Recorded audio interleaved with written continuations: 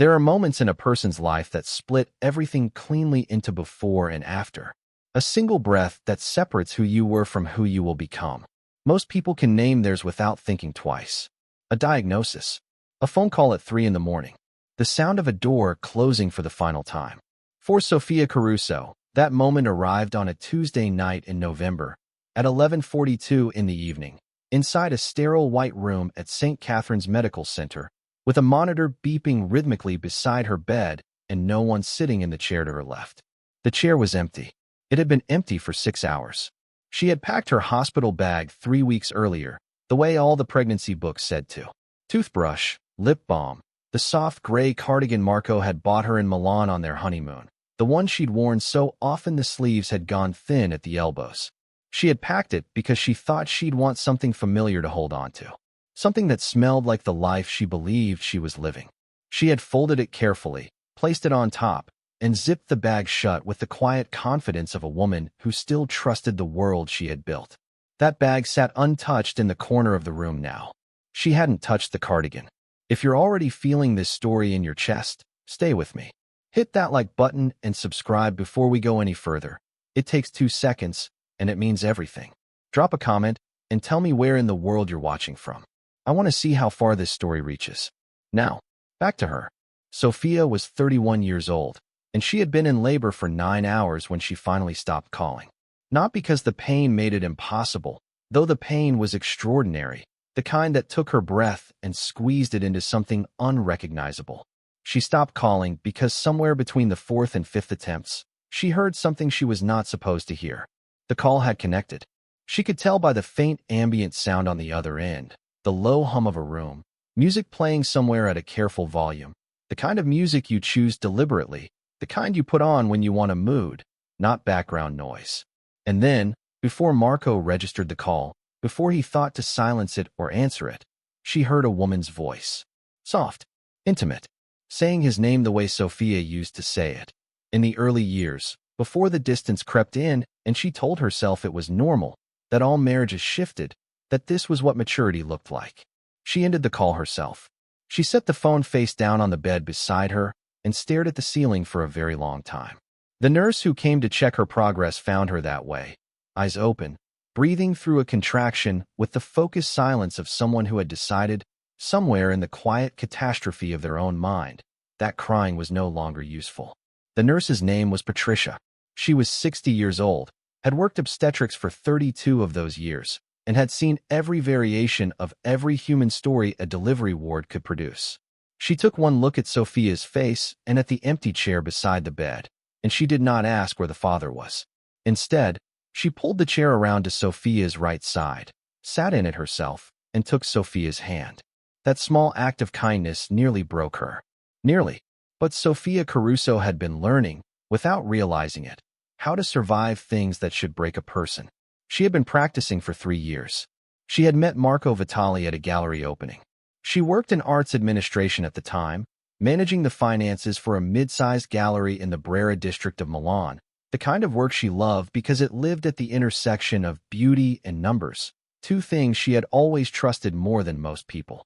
Marco had appeared in the doorway in a charcoal suit, holding a glass of red wine with the easy confidence of a man who had never doubted that rooms were made for him to enter. He was 34. He was handsome in a way that photographs could not quite capture. Something about the way his attention moved, how it landed on you with a focus so complete it made you feel like the only object in the room worth looking at. He spoke 5 languages, laughed at the right moments, and understood art well enough to ask the questions that mattered without pretending he already knew the answers. She fell in love with him over the course of a 3-hour evening, and she believed, for a long time, that he fell in love with her in the same way. They were married 14 months later at a small ceremony in Umbria. Her parents came from Turin. His family sent their regards and a substantial gift from Rome, where his father's various business interests kept everyone occupied. She noticed even then that Marco's relationship with his family was a thing of careful distances and managed information, but she told herself that was his story to tell in his own time, and she had learned in her own family not to press at doors that weren't yet open to her. What she had not fully understood, in those early years, was the nature of Marco's business. He had described himself as a financial consultant, which was accurate enough to be technically true and vague enough to be essentially meaningless. His clients were wealthy. His fees were substantial. His phone rang at hours she gradually learned not to question, and his trips to Rome, to Zurich, to Geneva, to certain addresses in Naples that he mentioned only in passing, became the architecture of a life she inhabited alongside him without fully understanding its foundations. She learned, over time, the way wives of certain men learn, not through confrontation or discovery, but through the slow accumulation of details that individually meant nothing and collectively meant everything. The men who stood outside certain restaurants when they arrived. The way conversations stopped when she walked into rooms. The way Marco could make a phone call and have a problem resolved in a manner that left no trace. She learned what he was the way you learn the shape of a piece of furniture in a dark room, not by seeing it, but by moving around it carefully enough, often enough, that its outline eventually becomes familiar. She never asked him to confirm it directly. He never offered. What she had been certain of, with the particular certainty of a woman who has decided to believe what she needs to believe, was that he loved her. That whatever else he was, whatever else he did, she was the center of something real for him. The house he bought her in a quiet street near the Navigli. The way he remembered how she took her coffee and had it ready before she asked. The child they had decided, together, to bring into the world. She had believed that. She had believed it with everything she had, right up until 11:42 on a Tuesday night in November, when the phone connected and she heard a woman's voice say his name in a room where music played at exactly the wrong volume. Chiara was born at 2:14 in the morning. Sofia held her and did not think about Marco. She thought about her daughter's hands, how impossibly small they were, how the fingers curled inward with that perfect infant certainty, grasping at a world they had not yet learned to be afraid of. She thought about the sound Chiara made when she cried for the first time, that indignant, full-throated announcement of arrival, as if she had things to say and intended to say them clearly from the very beginning. Patricia stayed until 4. Sofia thanked her and watched her go. She sat in the room alone with her daughter and waited. Marco arrived at 7 in the morning. She heard his voice in the corridor before she saw him. That particular tone he used when he was performing concern, slightly elevated, slightly breathless, the tone of a man who needed to be seen arriving urgently. He came through the door with flowers she had not asked for and an explanation she had not requested, already assembled, already smoothed into something presentable. He had been in a meeting. His phone had died. He had driven directly from wherever he was the moment he realized. He was so sorry. He was devastated he had missed it. He sat beside her bed and looked at Chiara with an expression she could not read, and he said she was beautiful, and he said it to Sofia like a question, like he needed her to absorb the word and let it dissolve whatever had accumulated in the hours he had not been there. She looked at him for a long time. She looked at the slight disarray of his shirt collar, pressed but not quite perfectly repressed. She noticed the absence of his watch, which he never removed except to shower, and which he was wearing now, but positioned slightly differently on his wrist than usual, refastened in a hurry by someone whose hands were not his own. She noticed the perfume, faint but present, not hers, something warmer and heavier than anything in her collection. She noticed all of it, and she said nothing. She let him sit there through the morning, let him hold Chiara with an awkwardness that suggested he was holding her for the nurses, for the performance of fatherhood that the room seemed to require. She let him eat lunch from the hospital cafeteria and make calls in the corridor that he stepped outside to take. She watched him become comfortable again, watched the anxiety of his arrival fade as her silence told him, as her silence always told him, that the worst had passed, that she had absorbed whatever she needed to absorb, and they would continue. She had been teaching him that for years without knowing it. At 3 in the afternoon, she asked him to go and get her a specific tea from a cafe 2 streets away. She described it in enough detail to guarantee at least a 20-minute absence. He went, grateful for the task, grateful to be useful in a way that required him to leave. She listened to his footsteps disappear down the corridor. Then she got up. It took longer than she expected.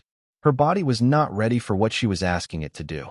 But she had always been stronger than her body expected her to be in the moments that required it. She dressed slowly, carefully. She swaddled Chiara in the hospital blanket with the focus of a woman who has decided that focus is all that stands between her and collapse. She took her bag from the corner, not the hospital bag, but the handbag she had brought with her, the one containing her wallet, her identification, the credit card she had kept separate from their shared accounts for 3 years without ever examining why she had done it. Some part of her had always known, even if she had never let that part speak above a whisper. She called for a car from her phone. She did not call Marco. She did not leave a note. She walked out of St. Catherine's Medical Center at 3:17 in the afternoon with her 8-hour-old daughter in her arms and did not look back at the building as the car pulled away. She had 14,000 euros in a private account and a name she had not used in 4 years. Sofia Mancini, her mother's name, reclaimed quietly, the way women reclaim the things that were always theirs. She had a cousin in Florence she had not spoken to in 2 years, a woman named Julia who asked no questions and had a spare room and who, when Sofia called from the car with Chiara making small sounds against her chest, said only, "Come," and nothing else. She was in Florence by 8 that evening. She did not tell Marco where she had gone. She did not tell anyone who might tell Marco. She sat in Julia's spare room with Chiara sleeping against her chest and felt, beneath the exhaustion and the grief and the particular devastation of a love that has been revealed as something other than what you believed it to be, something she had not felt in a very long time. She felt like herself. The weeks that followed were the hardest of her life and also, in a way she could not yet fully articulate, the most clarifying. There is something about stripping a life down to its necessary elements that teaches you which elements were actually necessary. The apartment in the Navigli district, beautiful as it was, had not been necessary. The dinners with people whose names she had learned because Marco required her to know them had not been necessary. The careful silence she had maintained, the managed not knowing, the grace she had practiced like a discipline, making herself smaller and quieter so that the things she chose not to see would have enough room to exist without touching her, none of that had been necessary. What was necessary was Chiara. The warmth of her, the weight of her, the astonishing selfishness of her need, and how completely Sofia met it, how the meeting of it reorganized everything Sofia had previously understood about herself. What was necessary was the particular quiet of a life chosen by her own hand. She filed for divorce through a lawyer in Julia's neighborhood, a woman of 50 with wire-rimmed glasses and an expression that suggested she had seen this story before and intended to see it through to its proper conclusion. The papers reached Marco through a notary in Milan. He called every number he had for her in the 3 days that followed. She did not answer. He sent intermediaries to Julia's address, which Julia had not given him, which meant Marco's people had found it themselves, which told Sofia everything she needed to know about the nature of his continued interest. It was not love. It had not been love for a long time, if it had ever been love at all. What Marco experienced when he could not locate Sofia was something closer to the sensation of a man who reaches for an object he expects to find in its usual place and discovers, instead, an empty surface. The disruption of expectation. The affront of absence. She moved again in January. This time further, and more carefully. She found work in a restaurant. She had done worse, and the work suited something in her, the physicality of it, the way it asked for. Nothing from her, but her feet and her patience and her ability to read what people needed from a table before they asked for it. The restaurant was in Verona, far enough from Milan to feel like a different country and close enough to Florence that Julia could drive to her in under 2 hours when Chiara needed more than Sofia could provide alone on a difficult night. She took the morning shifts. She found a woman named Rosa who lived 3 doors down and who watched Chiara with the proprietary affection of someone who had raised 4 children of her own and considered infant care a form of expertise she was duty-bound to share. She did not think about Marco every day. That surprised her. She had expected his absence to be a wound she would have to learn to walk around. Instead, it was more like the removal of something she had not realized was pressing against her, a weight she had normalized so completely that she only understood its heaviness once it was gone. She thought about Chiara constantly.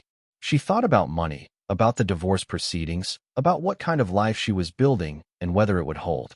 She thought about what she wanted her daughter to grow up understanding about what a woman could withstand and what a woman deserved, and she thought about those 2 things being different, not in opposition but in sequence.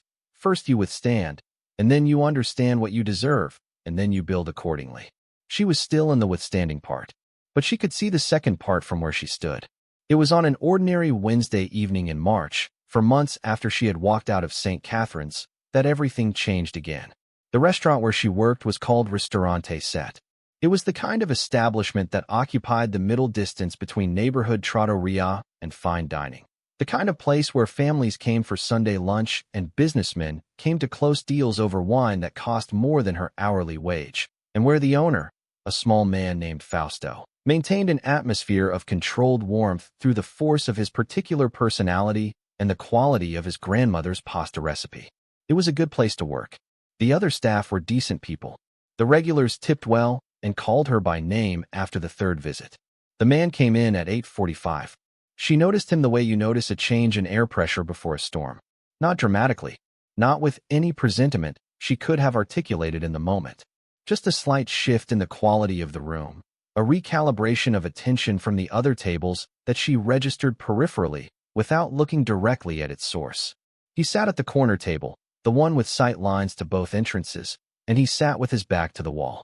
She took his order herself because the section was hers. He was perhaps 40, dark-haired, gray at the temples, a face that had been classically handsome once and had become something more interesting with time, all clean architecture and economy of expression. His suit was dark, impeccably cut, the kind that did not announce itself because it did not need to.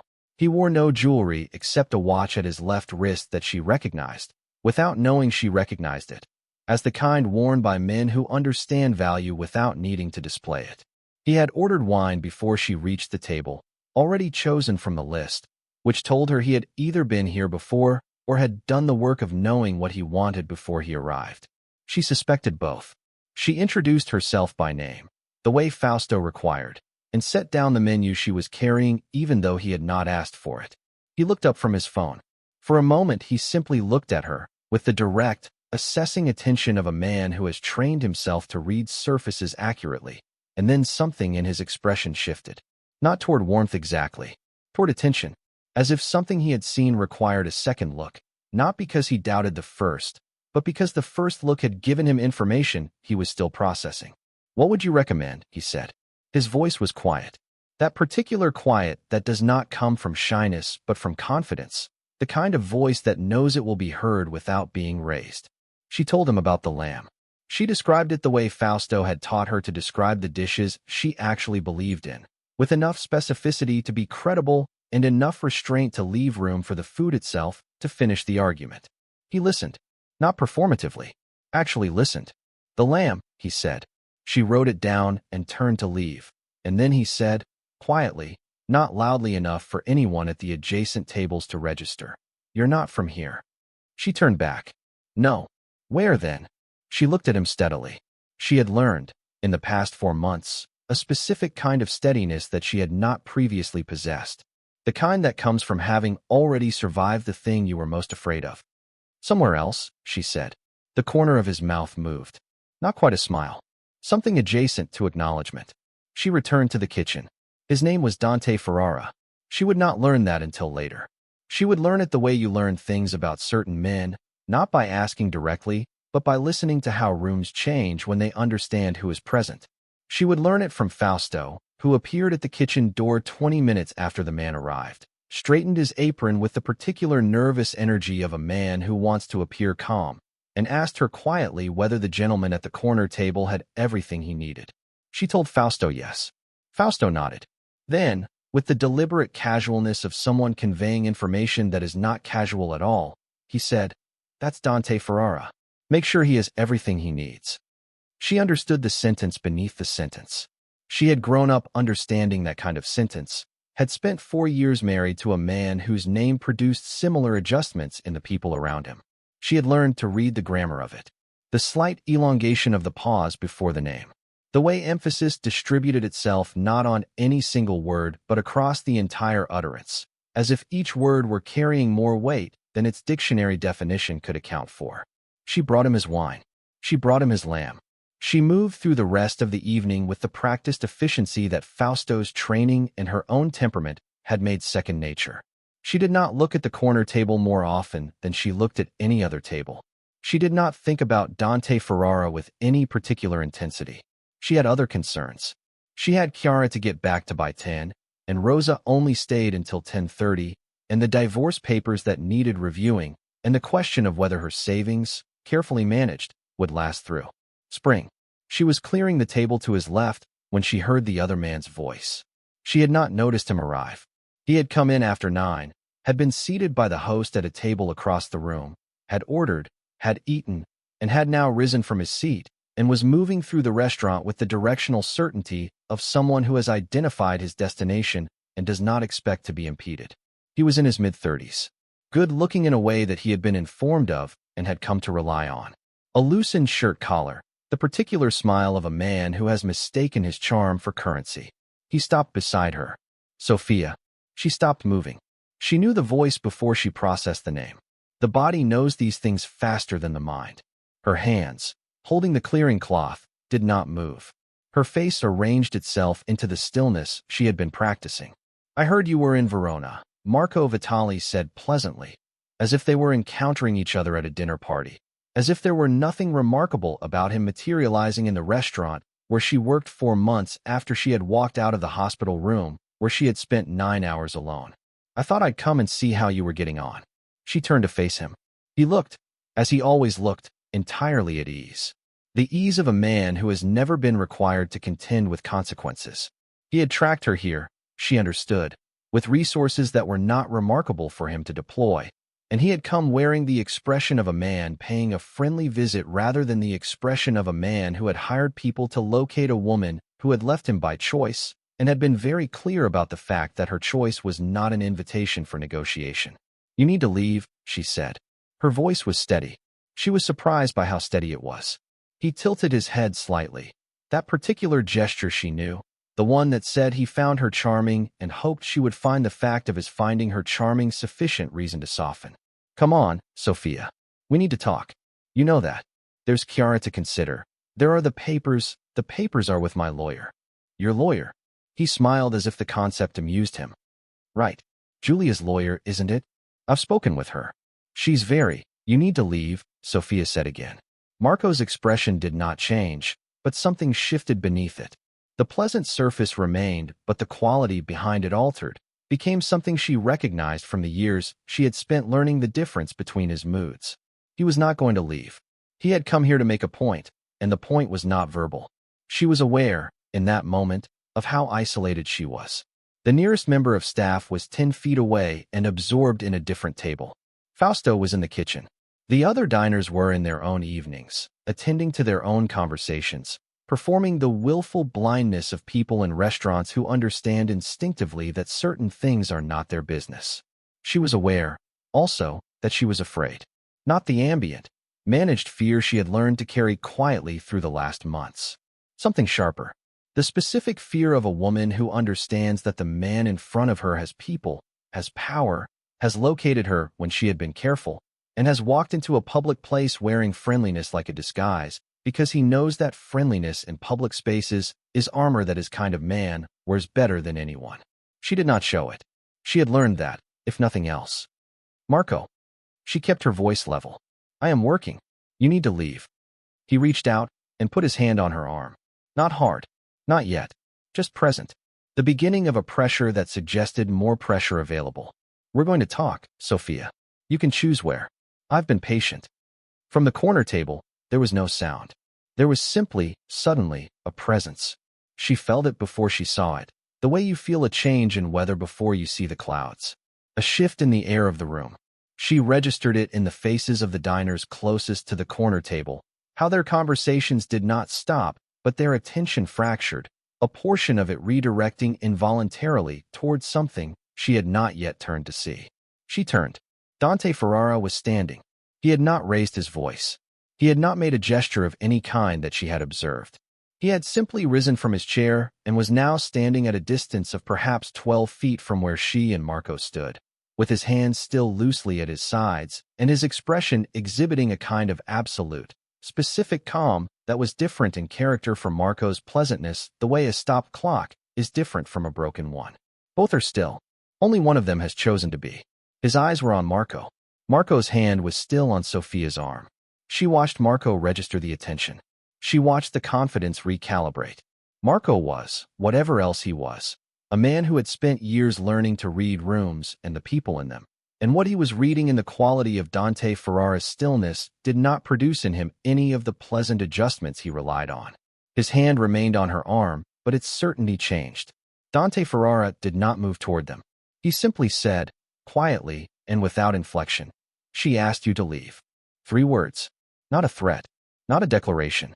A statement of fact, delivered with the absolute conviction of a man who knows that the gap between a statement and a consequence is a distance he is entirely prepared to close. Marco's hand left Sofia's arm. She did not look at Marco's face as he decided. She looked at Dante Ferrara, who was looking at Marco with the patient, absolute attention of a man who has already determined the outcome and is simply waiting for the other person to understand it for themselves. Marco straightened his shirt. "I'll be in touch," he said to Sofia.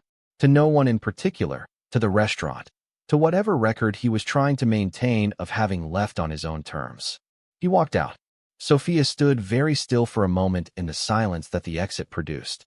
Around her, the room began the quiet recalibration of a space returning to itself after a disruption it has collectively decided to have not witnessed. Glasses were lifted. Forks returned to plates. Someone at the far table laughed at something, performing normalcy with the dedication of people who understand that normal is the most generous thing they can offer a stranger in a difficult moment. She turned back to the corner table. Dante Ferrara had sat down. He picked up his wine glass. He did not look at her with the expectant expression of a man who has done something and is waiting to be thanked for it. He looked at the wine in his glass and then, briefly, at her, with an expression that she could not immediately categorize. Not pity. She would have recognized pity, and it would have been intolerable. Not interest, in the performed sense, in the sense of a man whose intervention had been a transaction. Something quieter than either of those things. The expression of a man who has seen something that concerned him and addressed it, because not addressing it was not a thing his nature permitted, and who did not require anything from her in recognition of that fact. She walked to the corner table. "Thank you," she said. He looked up at her. His eyes, dark and still, took her in with that same quality of attention she had registered when she'd first approached the table, the attention of a man for whom looking at something means actually seeing it. "Who is he?" he said. "My husband," she said. And then, because precision mattered to her, she corrected herself. "My soon-to-be former husband." He considered this. Will he come back? She thought about the hand on her arm, the way he had found her here when she had been careful, the resources behind that finding, and the quality of determination that had deployed them. She thought about Chiara at Rosa's apartment 3 streets away, and about what it would mean if Marco decided that the divorce was not the conclusion of something but the beginning of a different approach. "Yes," she said honestly. "Probably." Dante Ferrara set down his wine glass. He looked at her for a long, quiet moment, the kind of moment in which a decision is made so internally that no one watching would be able to identify the exact second it became final. "Sit down," he said. It was not a command. It was not a request. It was something between the two, a statement of the only logical next step, delivered by a man who had looked at a situation and determined what it required. She looked at the empty chair across from him. She should have gone back to work. There were other tables. Rosa expected her by 10. The divorce papers required a clear head, and she had no business sitting across from a man she did not know who had just watched her husband locate her in a restaurant in a city she had chosen specifically because she wanted not to be found. She sat down. "Tell me," said Dante Ferrara, "what you're dealing with." And because she was exhausted, and because for the first time in 4 months someone was asking in a way that sounded like they intended to do something with the answer rather than simply receive it, Sofia Mancini looked at the man across the table and began to talk. She did not tell him everything. She had learned to be careful with everything. But she told him enough, the shape of it, the hospital, the disappearance, the tracking, the hand on her arm. She told it without performance and without self-pity, in the direct, economical way of a woman who has made peace with the facts of her own story even when the facts are difficult. He listened the way he had listened when she described the lamb. Actually listened. When she finished, the restaurant had thinned. Fausto appeared briefly at the kitchen door, looked at the corner table, and returned to the kitchen without comment. Dante Ferrara had not moved. His expression had not changed in any way she could measure. But something in the quality of his attention had shifted, had become more specifically focused, the way a lens adjusts until an image resolves. "The man," he said. "Marco Vitale." He said the name as though confirming information he already possessed, not as a question. She looked at him. "You know him?" "I know of him." A pause. "He's connected to people I have reason to be aware of." She took this in.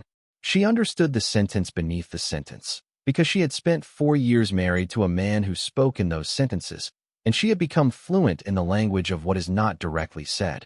"Then you understand," she said carefully, "what he's capable of." "Yes." No hesitation. No softening. She looked at him across the table in the nearly empty restaurant. The candle between them had burned down considerably.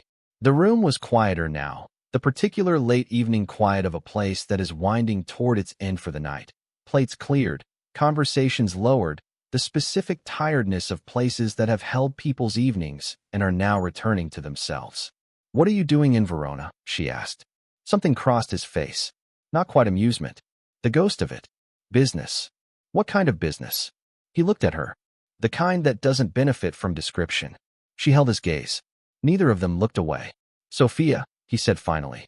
Her name, in his mouth, with no inflection she could identify as anything other than simply her name.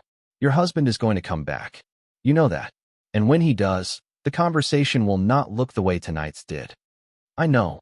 Do you have somewhere safe to be tonight?" She thought of Rosa's apartment, of Chiara sleeping, of the building's single lock and the fact that Marco's people had found this restaurant without apparent difficulty, which meant an address was not meaningfully more protected than a place of work. "I thought I did," she said. Dante Ferrara nodded slowly, the nod of a man who had confirmed something he had suspected. He reached into his jacket pocket. He set a card on the table between them, face down, without making a presentation of it. "If he comes back tonight," he said, "call that number." "Not the police." "That number." She looked at the card. She did not pick it up yet. "Why?" she said. He looked at her, and for just a moment, behind all the control and all the stillness, she saw something. Not warmth, exactly. Something older and more complicated than warmth. The look of a man who has understood something about the person in front of him that he had not expected to understand, and who is still deciding what to do with that understanding.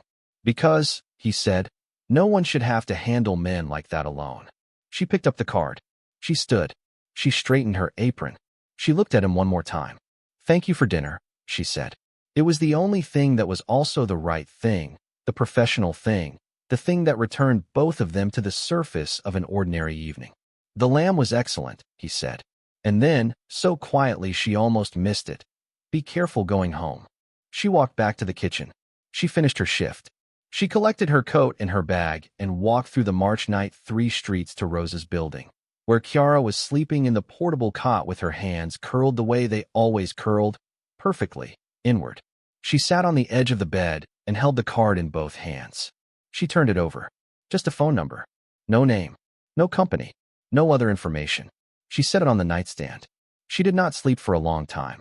Outside the window, Verona continued its evening.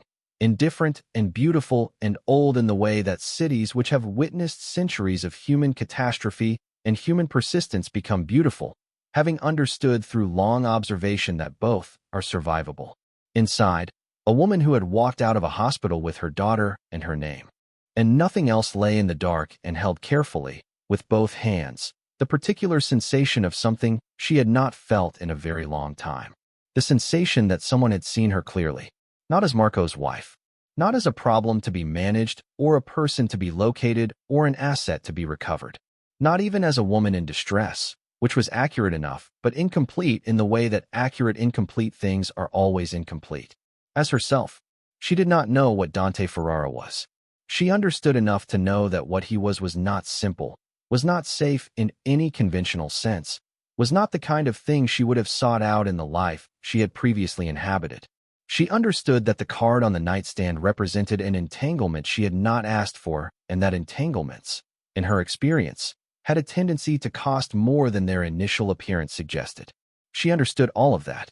She also understood that Marco had found her, that he had put his hand on her arm in a restaurant full of people, and she had been afraid in a way that had nothing to do with the fear she had been managing since November, a sharper, more specific fear, the kind that pointed at something real.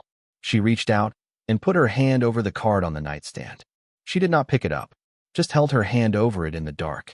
Outside, somewhere in the city, Dante Ferrara was conducting whatever business he conducted, moving through whatever world he moved through, with that particular quality of attention and stillness that she had felt the moment he stood up from his chair without making a sound. She did not know yet what it meant that he had. She only knew that for the first time since November, the dark did not feel quite as total as it had. She closed her eyes. In the portable cot, Chiara breathed in the small, perfect rhythm of someone entirely unacquainted with caution. Tomorrow, Sofia told herself. Tomorrow she would decide. But even as she thought it, she already knew that something had already shifted, in the way that things shift before you know they are shifting, in the way that a door already open is still just a door until you choose to walk through it. She was not ready to walk through it yet, but she had stopped pretending it was closed. She did not call the number the next morning. She had made a decision in the night, in the particular clarity that comes after the adrenaline drains and you are left alone with your own judgment, which had always been, despite the evidence of the past 4 years, something she trusted. The decision was simple. She would not pull anyone else into the geometry of her situation. She had Julia's lawyer. She had the divorce papers already in motion. She had 14 months of careful, determined reconstruction behind her, and she was not going to trade one powerful man's orbit for another simply because the second one had a quieter voice and had done one decent thing in a restaurant. She told herself this while she dressed. She told herself this while she prepared Chiara's morning bottle. She told herself this while she walked the 3 streets to Rosa's building in the early spring light and handed over her daughter with the practiced efficiency of a woman whose mornings had been reduced to their essential choreography. She told herself this all the way to Ristorante's set, where Fausto met her at the back entrance with a cup of coffee and the specific expression of a man who had something to say and was choosing his approach. She waited. "The gentleman last night," Fausto began, with the deliberate lightness of someone conveying heavy information. "Ferrara." "Yes."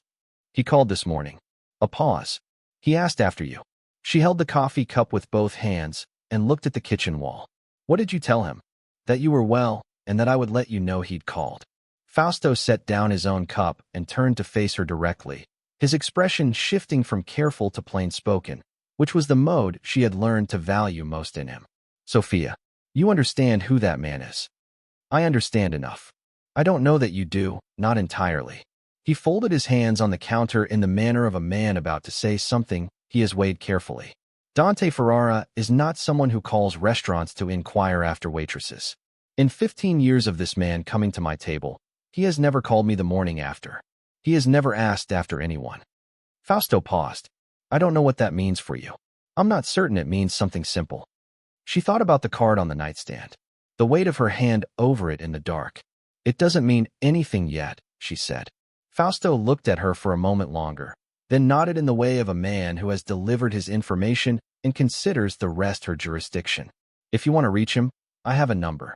"I have a number," she said. She worked the morning shift with the focused efficiency that had become her primary mode of moving through the world.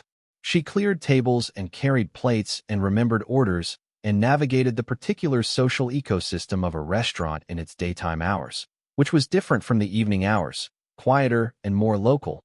Old men who came for the bread and the newspaper. Young mothers with children who needed the particular tolerance that a good neighborhood restaurant extended to small people with imprecise motor skills and large enthusiasms. She was good at this. She had learned that she was good at many things she had never been required to discover in the life she had previously inhabited, and this particular knowledge had a quality she found, despite everything, something close to satisfying. At 11:45, she called the number. He answered on the second ring. "It's Sofia," she said. "Mancini, from the restaurant." A brief pause. "I know who it is." Something about the directness of that, the absence of any social cushioning in it, settled her in a way she had not expected to be settled. She had spent 4 years in the company of a man who deployed charm the way other people deployed arguments, using it to obscure and redirect rather than to clarify. This was the opposite of that. This was a man who said what was true without decorating it. You called Fausto this morning, she said. Yes. Why? Another pause. Shorter. Because I wanted to know you'd gotten home safely. She stood in the back corridor of the restaurant with her hand around the phone and thought about that. About the simplicity of it. About how an 8-word sentence could carry more weight than 4 years of architecture. I did, she said. Good. And then, Sofia, the man who came into the restaurant last night. Marco. He didn't leave Verona. The statement arrived cleanly, without theater. She closed her eyes briefly. How do you know that? Because I had someone confirm it this morning. Not an apology in his voice. Not the self-consciousness of a man who understood he had exceeded some agreed-upon boundary. Simply a statement of what he had done and why, offered to her as information she was entitled to have. He's staying at a hotel in the Centro Storico. He arrived 2 days ago, which means he'd located you before he came to the restaurant. Last night was not impulsive. She had known this.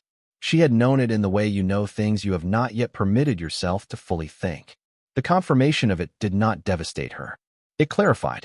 What do you think he wants? She said. I think he wants you to understand that the divorce on your terms is not a conclusion he's accepted. A pause. And I think he came in person rather than sending someone, because he still believes he can manage you directly. That's useful information. Useful how? It means he hasn't decided yet that you require a different approach. Men like Vitale have a sequence. First the personal appeal, then the pressure, then the consequences. His voice was level, factual, the voice of a man describing weather patterns rather than threats against her life. He's still in the first stage. For now, he agreed. Which is why I'd like to talk to you. Today, if you're willing. Not on the phone. She turned this over. Where? Somewhere of your choosing. Public. Wherever you're comfortable. She thought about that qualification. The particular care of it. How it prioritized her ease over his convenience. She had not been offered that calibration in a long time. There's a cafe on Via Mazzini, she said. I'm done at 2. I'll be there. He was there when she arrived, at a table near the window, with an espresso he had not yet touched, which told her he had been there long enough for it to cool and had not started without her. She sat down. The afternoon light came in at a low angle through the cafe windows and lay across the table between them in long pale bars. He looked, in the daylight, slightly different than he had in the restaurant's candlelight. Not softer, that was not the word. More defined. The gray at his temples more visible. A stillness about him that she had noticed the night before, but which in this setting, without the restaurant's ambient orchestration, was more clearly a quality of character rather than a quality of circumstance. He simply occupied space without requiring anything from it. Tell me about the divorce proceedings, he said. She told him. The lawyer in Giulia's neighborhood, the papers already filed, the fact that Marco had not responded through legal channels but had instead materialized in person, which her lawyer had told her was not uncommon for men who viewed legal processes as inconveniences rather than frameworks. She told him about Chiara, that Marco had not asked to see her, which was, her lawyer had noted carefully, potentially relevant to the custody arrangements, and which Sofia read as Marco's primary interest being not in his daughter, but in the fact of her existence as a mechanism for continued contact. Dante listened. He asked 3 questions, each precise, each aimed at a specific gap in what she had told him rather than a rehearsal of what she had already said. He did not offer her reassurance. He did not tell her it would be fine. He took in what she gave him and held it with the seriousness it deserved. Your lawyer, he said. She's competent? I think so. I'll have someone review her work. Not to replace her, just to confirm she's seen everything. He held up a hand briefly at what he anticipated on her face. Not charity. Information management. I have an interest in understanding the full picture of what Vitale is doing. This is part of that. She looked at him. You have an interest? Yes. In me. He met her gaze without any evasion. In the situation? Yes. She considered how to receive this. She was not naive. She understood that Dante Ferrara's interest in her situation was not entirely separate from whatever professional context Marco's name had produced when she had mentioned it the night before. She understood that she was, in some configuration she had not yet fully mapped, adjacent to something that mattered to him for reasons that had nothing to do with her specifically. She also understood that none of that made the interest less real in its effects. She had learned, in the past 4 months, to evaluate things by their effects rather than their origins. Origins were complicated. Effects were measurable. I have a daughter, she said. She's 4 months old. Something moved across his face. Just briefly. A shift so small she might have imagined it. Except that she was watching him with the particular attention she brought to things that mattered, and she did not think she had imagined it. I know, he said. You mentioned her last night. I'm telling you again, she said. Because whatever you have an interest in, whatever picture you're building of this situation, she is the primary fact. Everything else is secondary to her. He looked at her for a long moment. That look, the one she had received twice now and still could not precisely categorize, the look of a man who is taking in information that has arrived slightly differently than he expected and is adjusting accordingly. Understood, he said. And she believed him, which surprised her. She had not expected to believe him so immediately and completely, and the fact that she did told her something about the nature of the attention he gave things. When Dante Ferrara said he understood something, he meant that he had actually received it, not that he had processed it into a form convenient for his existing framework. He meant he was holding the new information intact and allowing it to matter. They sat for another hour.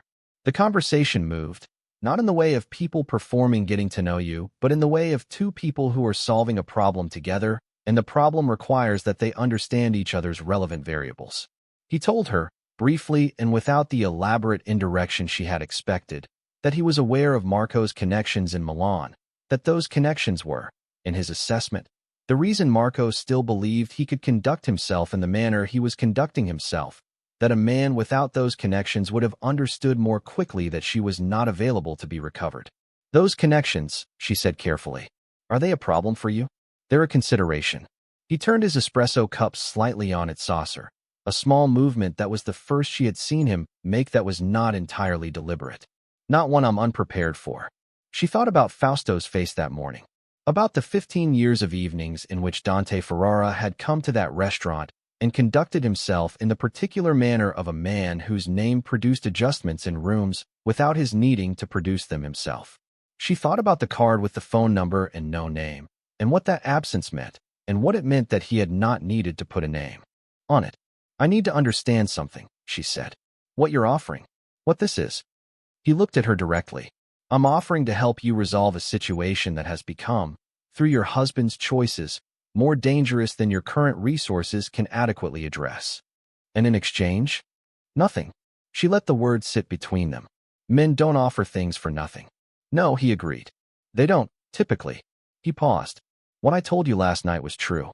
No one should have to handle men like that alone. I have the means to ensure you don't have to. I'm choosing to use them. He held her gaze. That's the full accounting. You're welcome to look for the hidden term in it. I'd expect you to, but you won't find one. She wanted to argue with this. She had every logical reason to argue with it, drawn from 4 years of evidence about what men offered and what they collected in return, sometimes immediately, and sometimes so gradually you didn't notice the debt accumulating until it was the size of your life. She did not argue with it, not because she was naive. She had established, at some cost, that she was not naive, but because she was also honest with herself about what she was reading in this man, and what she was reading was not performance. What she was reading was a person who had decided something and was offering her the decision plainly, without the lacquer of charm that Marco had always used to make his decisions feel like gifts rather than maneuvers. All right, she said. He nodded. No triumph in it. Simply acceptance of the agreement. I'm going to need you to tell me everything about Marco. Not the version you've told your lawyer. Everything. She began. If you're this deep into their story, I need you to do one thing before we go any further. Subscribe, and make sure your notifications are on. I upload new stories every week, and you do not want to miss what's coming next. Your support is the reason I keep going. Now, back to them. What she told him took 40 minutes and 2 coffees that neither of them drank. She told him about the financial consulting that was not financial consulting, about the trips and the phone calls and the men who stood outside restaurants, about the file she had kept, quietly, over the last year of their marriage, not out of planning but out of the same instinct that had made her open a separate credit card 3 years before she needed it. Some careful, watching part of her that had been gathering evidence against a conclusion she refused to formally reach. About the property Marco owned through structures she only partially understood, about the names she had heard, about the conversation she had walked into once, late, when she had come home earlier than expected, and what she had heard before she had made herself heard. Dante listened to all of it without interrupting. His expression did not change in any register she could identify as alarm, which told her that the information she was providing was not surprising to him, was filling in a shape he had already understood the outline of. When she finished, he was quiet for a moment. "You kept a file," he said. "A digital one. Encrypted. On a server account he doesn't know exists." Something crossed his face. Not quite amusement, not quite admiration. Something between the two that was more specific than either. "Where is it?" "Secure. Can you send it to someone I trust?" She looked at him. "That depends on what it would be used for." "It would be used," he said carefully, "to establish a very clear picture of exactly how much Marco Vitale has to lose, and to ensure that he understands that picture has been compiled and is held by people who would find its contents professionally interesting." She understood. Not a threat made aloud. A threat made structurally. The difference between a man who said "I will hurt you" and a man who created a situation in which the costs of continued aggression were simply too significant to justify. The first was violence. The second was architecture. "I'll think about it," she said. He nodded. He did not press. They parted on the street outside the cafe. He walked in one direction, she in another. She did not look back. She thought, as she walked toward Rosa's building to collect Chiara, about the specific quality of the afternoon, the way the conversation had moved, how at no point during it had she felt managed or steered or positioned, how at every juncture she had been offered information and then given space to do what she chose with it. She thought about how unfamiliar that felt, and how the unfamiliarity was not suspicious but was simply the quality of a thing she had not experienced in some time. She thought about Marco in his hotel room in the Centro Storico, and about the distance between that room and Rosa's building, and about how small Verona was, really, when you thought about it in those terms. She held Chiara through the evening with the particular focus of a woman who has decided to be fully present in the thing that matters most, and she did not let herself think about anything beyond the warmth of her daughter's weight and the specific peace of a small person who does not yet know that the world is complicated and trusts implicitly that whoever is holding her will not let her fall. She sent Dante the file at 11 that night. She did not hear from Marco for 4 days. The silence was, in certain ways, worse than his appearance. She knew that men who had been visible and then became invisible were not men who had abandoned the plan. They were men who were revising it. She tracked the silence the way you track weather, not in its presence, but in its implications, in the changed pressure of the air, in the particular quality of her own alertness that sharpened with each day that passed without event. On the 5th day, Rosa called her at the restaurant. She answered in the back corridor, the way she always took personal calls, turned away from the kitchen, voice low. Rosa spoke quickly, in the compressed manner of a woman who has understood that she is conveying urgent information and intends to convey it accurately. 2 men had come to the building that morning. They had not buzzed Rosa's apartment. They had buzzed the one above, waited to be let in, and then knocked on Rosa's door. They had asked Rosa if she knew a woman named Sofia Caruso. Not Mancini. Caruso. Marco's name. Rosa had told them she knew no one by that name. They had looked at her for a moment in the particular way of men who are evaluating whether a person is useful to pursue further, and then they had left. Rosa had called immediately. Sofia stood in the corridor with the phone at her ear and felt the specific cold of understanding arrive fully. Not the anticipation of it she had been managing. The thing itself. Marco had moved to the second stage. He had stopped appealing personally and had sent people to locate not her but Chiara, because Marco understood, as he always eventually understood, where the leverage was. She called Dante before she had finished processing that thought. He answered on the first ring. 2 men came to my child's minder, she said. They used my married name. They were looking for the baby. A pause that lasted perhaps 2 seconds. Where are you now? The restaurant. Stay there. Don't go back to the apartment or to Rosa's. I'll come to you. Dante. Yes. My daughter is at Rosa's. I know. Someone is already on their way to her. No wasted words. No performance of reassurance. Simply the information she needed, delivered in the sequence in which she needed it. Chiara will be with you within the hour. Stay at the restaurant. She went back to the dining room. She carried plates. She refilled water glasses. She moved through the motions of her shift with the same focused efficiency she always brought to it. Because falling apart in the dining room of Ristorante set was not an option she was prepared to take, and because the only thing she knew to do when the ground moved beneath her was to find something solid and stand on it. And the work had always been solid. He arrived in 40 minutes.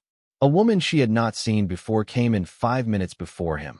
A dark-haired woman in her 30s with the alert eyes of someone paid to pay attention, carrying Chiara in her arms with a competence that suggested she had done this before, not tentatively, but with the matter-of-fact assurance of someone for whom holding a baby required no adjustment. Sofia left the table she was serving without a word and crossed the room, and took her daughter and stood with Chiara against her chest and breathed. Fausto appeared, assessed the situation, and told the dark-haired woman that there was a room in the back where they could wait comfortably. He said it to Sofia, not as instruction but as offer, and she understood from the quality of it that Fausto had known, from the morning he had told her who Dante Ferrara was, that this moment or some version of it was coming, and had prepared for it in the quiet, practical way of a man who values the people in his care more than the inconvenience of their complications. Dante arrived. He came through the door and scanned the room in one movement, and found her at the back table, where she was sitting with Chiara and the dark-haired woman. He walked over without hurrying, which was its own form of reassurance, the deliberate pace of a man who is not panicking and does not intend to produce panic. He sat down across from her. He looked at Chiara. It was not the performative look of a man registering the presence of a baby, the social acknowledgement. It was the look of a man who was looking at a specific person and taking in specific information. Chiara was awake, in the particular wide-eyed state of a 4-month-old who has been collected from her usual environment and transported to an unfamiliar one, and is processing this information with the serious, undefended attention of the very young. She was looking back at him with the impartial curiosity of someone who has not yet learned that certain kinds of attention require a performance in return. For a moment, something happened in Dante Ferrara's face. Just a moment. So brief that if Sofia had been looking anywhere else, she would have missed it entirely. A softening so specific it almost broke her, because it was not the controlled softening of a man deciding to appear moved. It was involuntary. It was the kind of thing that happens to people when they see something that gets past the defenses before the defenses know to go up. And for that fraction of a second, she saw behind the stillness and the control and the weight of whatever world he moved through, and what she saw was a man who was not, at the center of things, as armored as everything around him suggested. Then it was gone. The control returned. "She's all right," he said. "She's all right." Sofia's voice was steadier than she expected. "What do we do?" He turned from Chiara to her. "You can't stay at the apartment. Not tonight, and probably not after tonight." He said it plainly, without softening it into something easier to receive, because he had already understood that she needed accuracy more than she needed comfort. "I have a place. Secure, private. You and Chiara go there tonight. We figure out the rest from there." "What place?" "A property outside the city. It's been used before for situations that required privacy." He paused. "There will be people there. Staff. Security. No one you need to be afraid of." She looked at him steadily. "And you?" "I'll have things to manage tonight. But I won't be far." The dark-haired woman, who had not introduced herself, leaned forward slightly. "My name is Carla. I'll drive you, and I'll stay the night at the property. Mr. Ferrara will join you tomorrow." Sofia looked at Carla. She had the quality of someone whose competence was so habitual it had become invisible, which was a quality Sofia had come to respect in the past 4 months of assembling the people she needed around her. She had Julia, who loved her. She had Rosa, who was steady. She had Fausto, who was decent. She was learning, gradually, to supplement the people who loved her with people who were simply excellent at the things she needed done. She nodded. "I need to get some things from the apartment," she said. "Chiara's things. Her medication schedule, her particular blanket. Give me the list," Carla said. "I'll collect it. You go directly to the car." Sofia looked at this woman who had appeared in her life 30 minutes ago and was now offering to collect her daughter's things and prepared, in the back of Fausto's restaurant, to simply hand the list over. She had been learning, in the months since November, when to stop needing to do everything herself. She had learned it imperfectly and with resistance. But she was learning. She told Carla what to get and where to find it. Then she looked at Dante, who had been watching this exchange with the particular attention of a man who is monitoring something he is responsible for without inserting himself into it unnecessarily. "The men who came to Rosa's," she said. "Are they still watching the building? My people have eyes on them. They won't follow you out of the city without my knowing." "And Rosa? She's fine. She handled it well. The ghost of something that might, in different light, have been approval. She's a capable woman." Sofia thought of Rosa, 62 years old, who had raised 4 children and buried 1 husband, and who described every difficulty in her life as a temporary inconvenience with the serene certainty of someone who has concluded that nothing is actually as bad as it initially appears. Rosa had looked at 2 of Marco's men and told them she knew no one by that name. She had then immediately called Sofia. "She is," Sofia said. She stood. She shifted Chiara against her shoulder. She looked at Dante one more time, because there was something she needed to say before she got in Carla's car and drove away from the city she had chosen because she had believed she could be invisible in it. "I need to know something," she said quietly. He waited. "Last night, in the restaurant, when Marco put his hand on me." She kept her voice level. "What were you going to do if he hadn't left?" Dante Ferrara looked at her for a long moment. The careful, specific honesty of his next sentence was something she would hold on to in the days that followed, not because it was comfortable, but because it was true in the way she had learned to value truth without decoration. "Whatever was necessary," he said. She held his gaze. She did not find the answer frightening. She found it, in the particular mathematics of her current situation, something closer to the opposite of frightening. She turned and walked with Chiara to Carla's car. The property was an hour from the city, set back from a narrow road in a landscape of old trees and March fields. A house that was not large, but was solid in the way of things built to last rather than to impress. The interior was clean, simply furnished, the kind of place that had been designed for purpose rather than aesthetics. A woman named Silvana met them at the door and showed Sofia to a room with a cot already assembled for Chiara, which meant that Dante had arranged this with enough lead time that the cot was there before they arrived, which meant he had started making arrangements before he came to the restaurant, which meant that what she had told him on the phone had been enough for him to begin moving before he had the full picture. She thought about that as she settled Chiara into the cot, about the specific quality of it, the way a man who has decided something acts before the action is formally required, because he has understood the situation well enough that the formal requirement is already behind him. She lay in the dark and listened to her daughter breathe. She thought about Dante's face in the restaurant when he had looked at Chiara. That fraction of a second. The involuntary thing. She thought about what it meant to be seen clearly by someone who was also, clearly, a person with depths she had not yet reached. She thought about the fact that she was lying in a house she had not chosen in a landscape she did not know, at the direction of a man she had met 4 days ago, and that this did not feel, as it should logically have felt, like another form of the displacement she had been building her way out of since November. It felt like the opposite of that. It felt like something she could not yet name, because naming it would require her to be further along than she currently was. But she could feel the outline of it in the dark, the way she had learned to feel the outline of furniture in unfamiliar rooms. Its presence was unmistakable even in the absence of a name for it. She slept. He came the next afternoon. She heard the car on the gravel drive, and something in her body registered the sound before she fully processed it, the particular recalibration of attention that his presence produced, which she was beginning to understand was not going away and which she was choosing, for the moment, not to analyze too directly. He found her in the kitchen with Chiara on the table in her small bouncing chair, batting at the mobile Carla had produced from somewhere with an absorption so total it was almost meditative. Dante stopped in the doorway. He looked at the scene for a moment. Chiara in her chair, Sofia with coffee standing at the counter, the ordinary piece of a morning that was both entirely domestic and entirely improbable. He sat down at the table, not across from Chiara, beside her. He did not make a performance of it. He did not announce his intention or gesture toward the baby or do any of the things that people who are performing warmth with children do. He simply sat beside her and opened the folder he had brought and began going through its contents with Sofia, and while he did, Chiara turned her head toward him with that impartial curiosity she brought to new stimuli and considered him. He glanced at her, just briefly. She made a sound, not a word.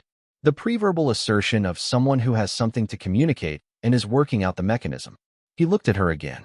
Something in his expression, she caught it this time because she was watching for it, rearranged itself into something that was not his public face at all. Something quieter and older, something she suspected he would not have permitted to surface if he had known she was watching. She does that, Sofia said.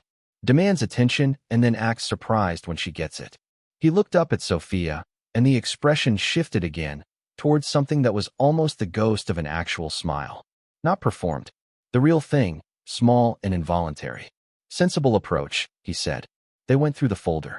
He had compiled, in the 20 hours since she had sent him the file, a picture of Marco's current position that was more detailed and more alarming than the picture she had assembled through years of careful observation. Marco was not, as she had partially believed, someone whose connections provided him general protection in the manner of a man whose name carried weight. Marco was someone whose connections provided him protection specifically because he was useful to people for whom being useful was the only currency that mattered. He moved money. He moved it in ways that several people with significant interests in that money remaining invisible needed it moved. His willingness to deploy personal force to recover her was less about love or wounded pride and more about the calculation that her continued absence and the divorce proceedings were producing a level of visible personal instability that the people he was useful to were beginning to find professionally inconvenient. "He's not coming back for you," Dante said, and she heard the precision of it, the careful distinction between what Marco wanted and what he was actually doing. "He's coming back because you leaving has become a liability. The people he works for don't employ men whose private lives generate complications." She absorbed this. So it's not about Chiara either. Chiara is pressure, leverage, not interest. He said it without cruelty, just accurately, which is why yesterday's approach was designed to locate her rather than approach you directly. He wanted you to understand what could become available to him. She felt something cold settle into her chest. Not new information, exactly. She had suspected it. But hearing it said directly, without the softening of implication, was different from suspecting it. "What do I do?" she said. He looked at her. "You let me deal with the people Marco is useful to." She looked back at him. "That's not a small thing. No, that's a significant thing. The kind of thing that has consequences on your side as well as mine." He was quiet for a moment. "Yes. Why would you take those consequences for a situation that isn't yours?" He held her gaze, and she watched him decide how to answer. Watched the consideration move through him the way wind moves through something solid, touching it without being able to displace it. "Because it became mine," he said, "the moment I looked across that restaurant and saw what was happening at your table." The sentence sat between them. Chiara made another sound, the insistent, bubbling declaration of a person who has been patient and considers that patience has now exceeded its reasonable term. They both looked at her.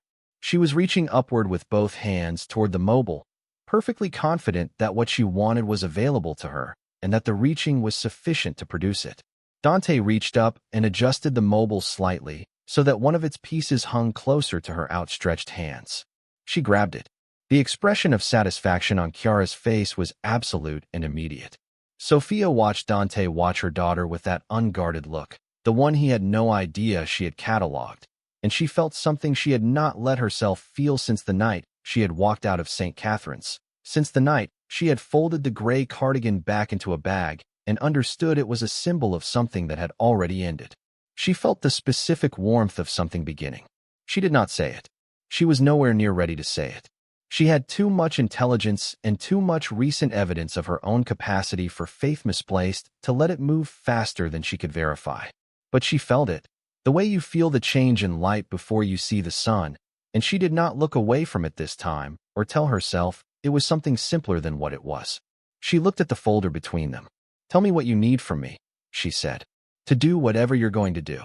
He looked at her, and in his eyes was the thing she had been reading in him since the first night, the attention that did not slide or deflect or manage.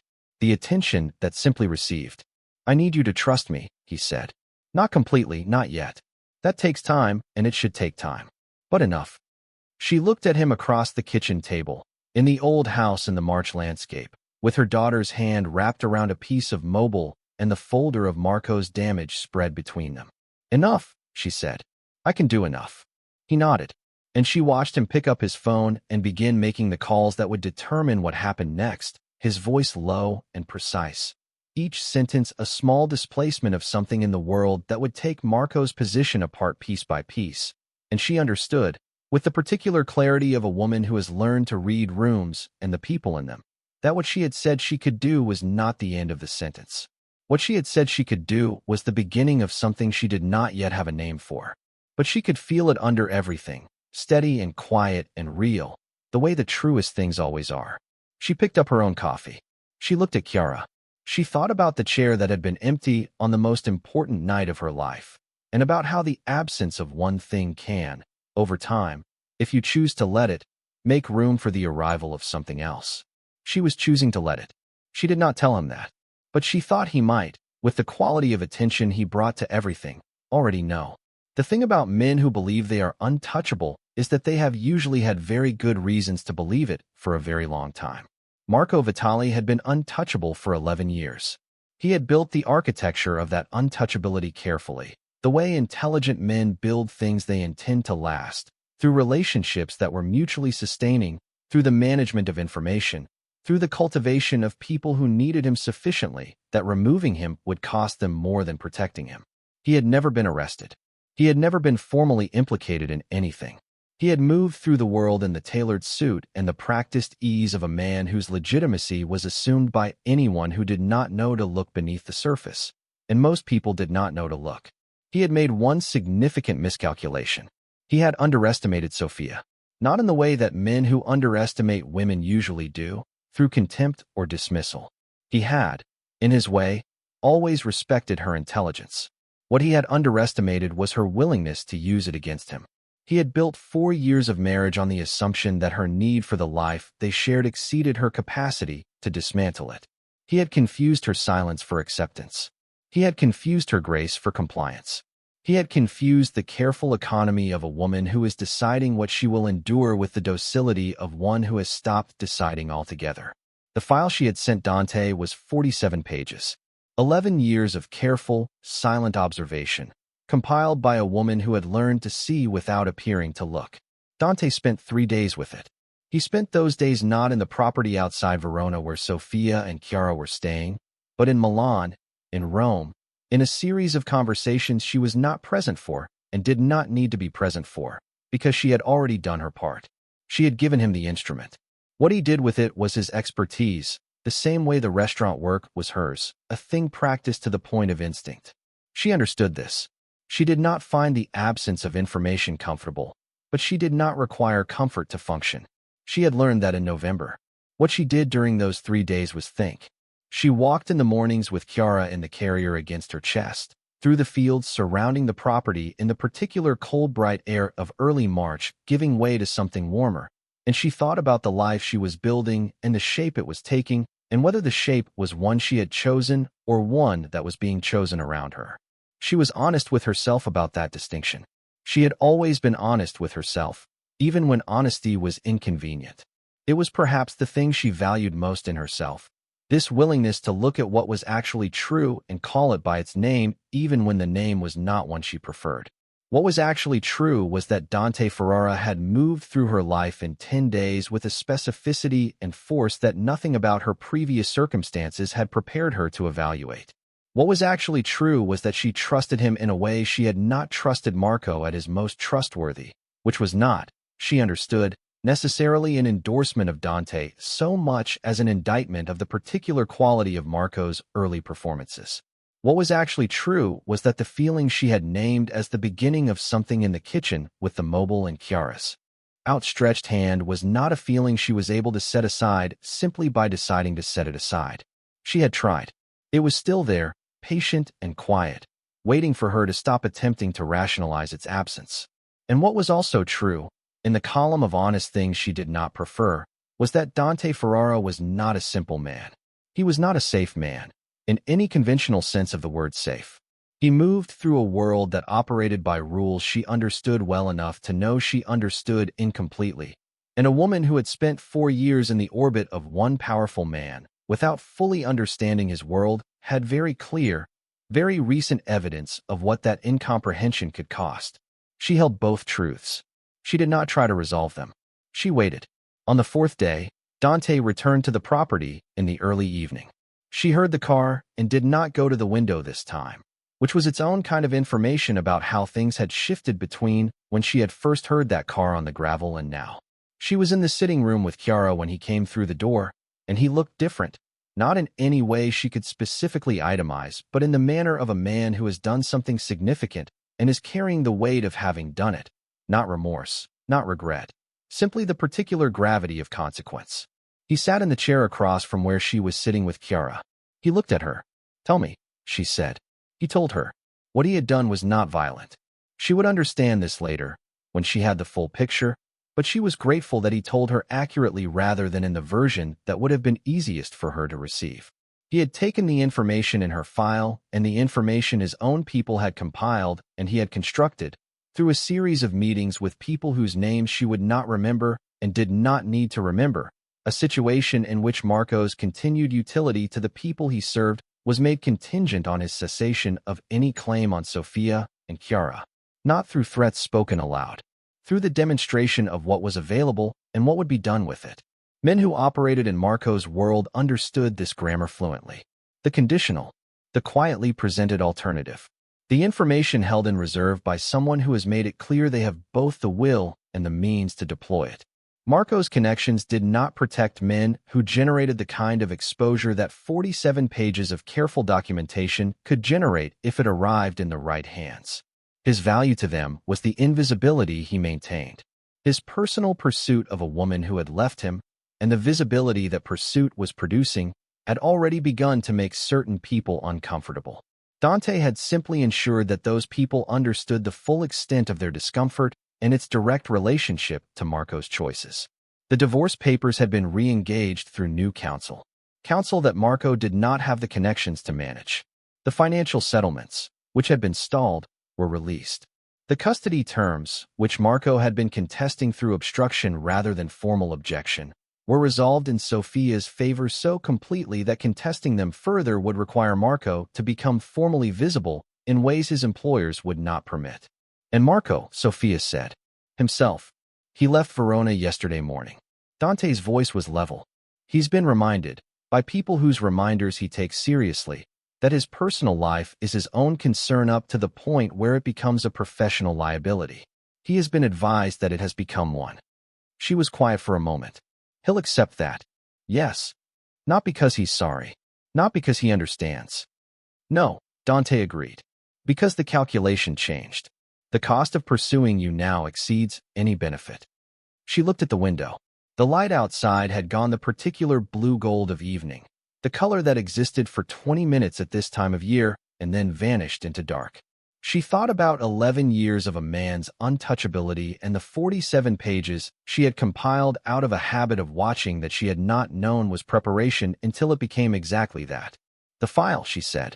What happens to it? It's held. Securely. As insurance, not as a weapon, unless a weapon becomes necessary. He held her gaze.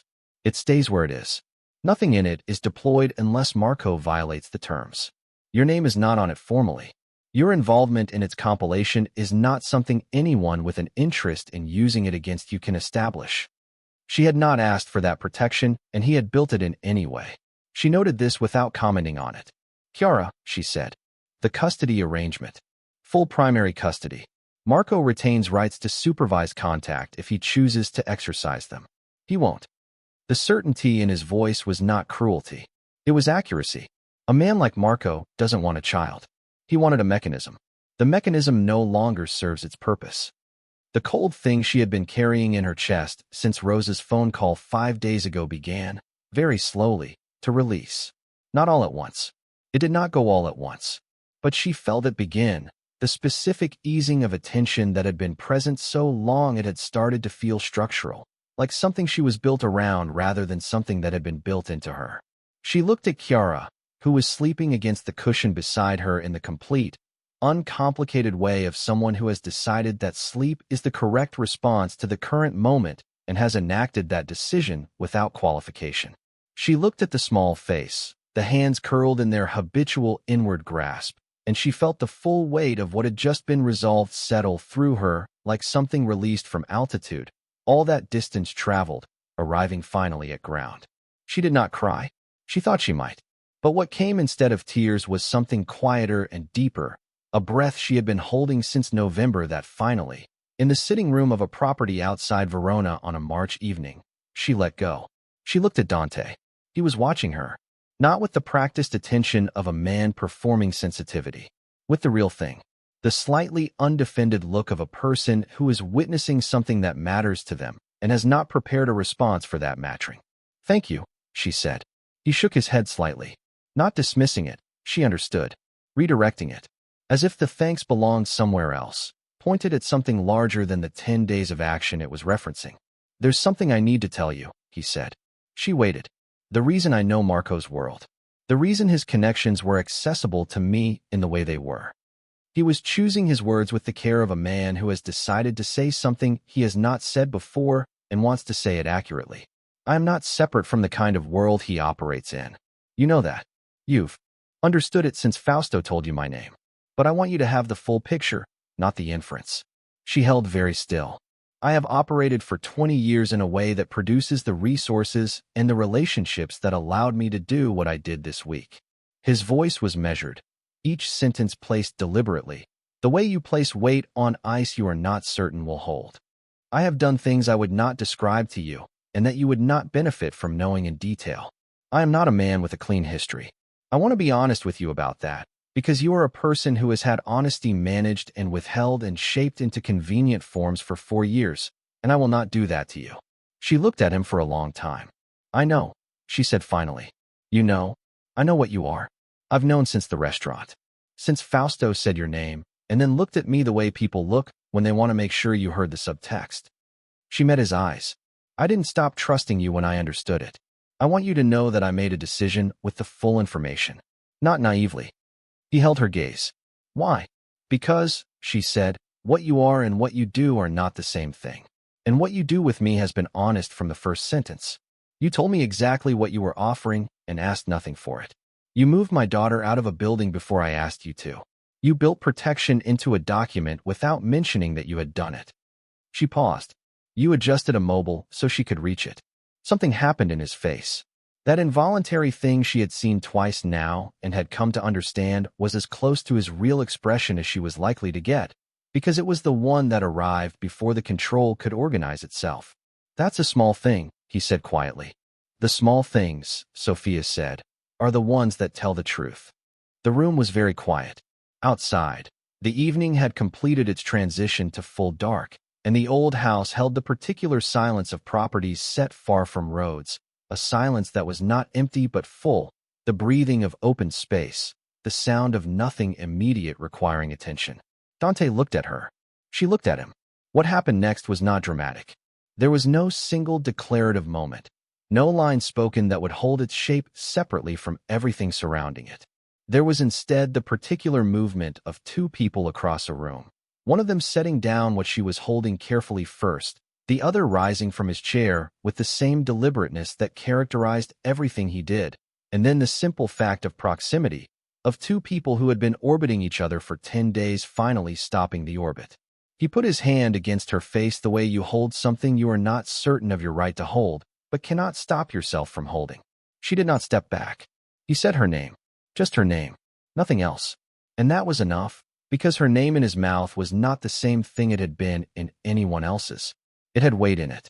The specific weight of a person saying the name of someone they have seen clearly and are not pretending otherwise. She stayed. What came after was not the resolution of something, but the beginning of something else, which is different, and which requires time to become itself, and which she was not in a hurry for because she had learned, at considerable cost, the specific damage of things that move faster than the trust beneath them can support. He understood this without being told. He had always understood things without being told. It was, she was learning, one of his primary characteristics. The weeks that followed had their own quality. A different quality than the weeks before, not without difficulty, not without the necessary work of two people learning the specific weight and texture of each other's presence in all the ordinary circumstances that the crisis period had not provided. The morning routines, the way he took his coffee, the way she moved through a room when she was thinking through a problem, slightly faster than her usual pace, a quality of distraction that was not absence but intensity redirected inward. The way Chiara responded to him, with the impartial, total confidence of a small person who has decided someone is safe and has no further questions on the matter. She watched him learn Chiara in the particular way that people learn small children when they choose to, not through instruction but through attention. He learned which sounds meant discomfort and which meant boredom and which meant the specific protest of someone whose environment had not arranged itself to her satisfaction. He learned that she liked to be sung to in the evenings, though she was entirely impartial about the quality of the singing, which he offered in a low, slightly uncertain voice that was the most unguarded she had ever heard him, the singing of a man who is not performing. He did not perform for Chiara. Children have no patience for performances, and he understood this instinctively, which told Sofia something about what kind of intelligence he had beneath the controlled exterior. Not the intelligence of a person who managed situations, the intelligence of a person who read them. She went back to work in April, not at Ristorante Set, because Verona had become a chapter rather than a destination, and she was ready, carefully, to choose the next one. She found work at a smaller restaurant in a town to the east, a place that suited her by being uncomplicated and decent, and she negotiated her hours around Rosa, who had agreed to come east with them for reasons that had nothing to do with money and everything to do with the particular fierce attachment of a woman who has decided that someone is hers to look after. She met with her lawyer and finalized the papers. She signed her name, Sofia Mancini, in the clean, decided hand of a woman who has recently remembered who she is. The lawyer looked at the signature and then at Sofia and nodded with the specific approval of a woman who has been doing this work long enough to know the difference between people finishing something and people beginning something. Both, Sofia thought. In this case, both. She and Dante did not have a conversation in which they formally established what they were to each other. She suspected they would, eventually. She suspected it would be characteristically direct and brief when it arrived. For now, they occupied a space that was not ambiguous so much as still forming, the way all solid things are liquid before they take their shape, and she did not find the forming uncomfortable. She found it, against all previous evidence of what she thought she wanted, sufficient. On a Wednesday afternoon in May, she came home from the restaurant to find Dante on the floor of the sitting room with Chiara. This required some explanation. Chiara was working on sitting upright without assistance, a project she had been undertaking with the stubborn, iterative determination of a small engineer, toppling sideways every few seconds and regarding the floor with an expression of moderate displeasure before righting herself and attempting it again. Dante was sitting cross-legged on the floor beside her, close enough to catch her if she fell in the direction that produced genuine difficulty, far enough to give her the experience of the attempt. He had his phone in his hand, open to something, but he was not looking at it. He was watching Chiara. Sofia stood in the doorway and watched him watch her daughter and felt the full weight of the past 7 months arrive all at once. November and the empty chair. The hospital room and the gray cardigan she had never taken out of the bag. The drive to Florence in the dark with her daughter hours old against her chest. The restaurant and the hand signal and the card with no name on it. The cafe and the folder. The morning walks through March fields. The adjustment of the mobile. All of it arriving at this Wednesday afternoon in May, at a man sitting cross-legged on a floor watching a baby practice existing in the world. Chiara tipped sideways. He caught her without looking away from whatever he had been looking at in the middle distance. One hand moving with a precision that was entirely reflexive, righting her with a steadiness that produced in Chiara not the surprised indignation of someone rescued from a fall, but the simple, immediate resumption of the project, as if the catching was so expected it required no acknowledgement. Trust. Complete, unexamined, absolute. The kind that belongs only to people who have never been given a reason to do otherwise. Sofia watched Chiara lean, just slightly, toward him in the small, instinctive way of someone who has identified where the warmth is and intends to be closer to it. He did not notice, or he noticed, and did not react, and she found she could not distinguish between those two things and did not particularly need to. She stepped into the room. He looked up. She sat on the floor beside him, in the space on his other side from Chiara. He looked at her for a moment with that look, the real one, the one that arrived before the control had time to arrange itself. She leaned her head against his shoulder. He was still for a moment. Then he shifted, barely perceptibly, in the direction of her weight, accommodating it. Not performing the accommodation, simply making room. They sat like that while Chiara continued her project, toppling and writing, with the committed patience of someone who understands that things worth learning require more attempts than you initially expect. Sofia thought about what she would tell Chiara someday. When Chiara was old enough to ask the questions that children eventually ask, about origins and histories and how things came to be the way they are. She thought about how she would describe the Tuesday night in November. She thought about whether she would tell her daughter that the worst night of her life had also been, in ways that took months to become visible, the beginning of the best things that came after. She thought she would. She thought there was something important in telling a daughter that the nights you spend alone, terrified, and without the person who was supposed to be there, are not the end of the story. That the empty chair is not the final image. That what you build with your own hands, in the dark, carrying your child and your name, and the 14,000 euros in a private account that some careful, watching part of you had the foresight to protect, is more solid than anything that was built for you by someone else. She thought about the hand signal in the restaurant, the small, desperate gesture that had been the first thing she had done for herself in years, the asking for help in the only language available to her in that moment. She thought about how that signal had been answered, and about how the answering of it had changed the entire direction of everything that came after. She would tell Chiara that, too. That asking for help is not weakness. That the asking is sometimes the bravest thing available to you, and that the people who respond to it, really respond to it, the ones who don't look away, those people are rare and worth knowing. That some people answer the signal and mean it. And that sometimes, when you are standing in a restaurant in a city you chose for its obscurity with a daughter 4 months old, and a marriage finally dead, and a man's hand on your arm in a room full of people who are practicing not seeing it, sometimes the person who stands up from the corner table without making a sound is the person who rearranges the rest of your life. Not by rescuing you. That was the wrong word for it, and she had known it was the wrong word since the beginning. Since the moment she had first understood that he was not performing rescue, but simply removing an obstacle and returning the space to her to fill with her own choices. By seeing you. That was the word. That had always been the word. She looked at Chiara, who had achieved upright stability for 5 consecutive seconds, and was regarding this achievement with the grave satisfaction of someone who has completed a significant piece of work. She looked at Dante, who was watching Chiara with the expression that was his alone, the one that arrived without permission and left before he could decide whether to allow it. She thought about the chair that had been empty. She thought about how full the room was now.